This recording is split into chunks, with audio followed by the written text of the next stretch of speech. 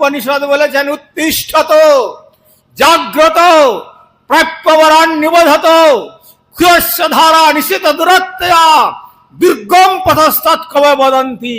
এখন দুর্গম পথ এসছে আপনাদের চলার পথে, আমাদের চলার পথে। ওঠো, জাগো, আর নিদ্রিত থেকো না। বিশেষ করে সনাতনী সমাজ আর নিদ্রিত থাকলে চলবে না। জেগে না ঘুমিয়ে থেকে এবার ওঠো, উঠে এই শ্রীমান মহাপ্রভুর কথাকে অবলম্বন করে, আদেশ আশীর্বাণীকে অবলম্বন করে চাঁদ কাজী দমলের মতো সেই রকম আন্দোলন, রাবণের স্বর্ণলঙ্কাকে পুড়িয়ে দেওয়ার মতো বজরংজির যে তার যে ভগবত ভক্তি, সেই ভক্তির ভিত্তিতে প্রতিষ্ঠিত হয়ে আত্মকল্যাণের পথে আমাদের যোগদান করতে হবে। তবেই আমরা সে শক্তি লাভ করব।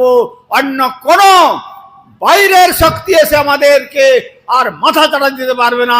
সেই বাহির শক্তিকে আমরা পদার্থ করে, দমন করে, বিদলিত করে, একবারে পরাভূত করে আমাদের সনাতনের বিজয় বৈজয়ন্তী গৌরী গগনে উড্ডীন করতে পারবো।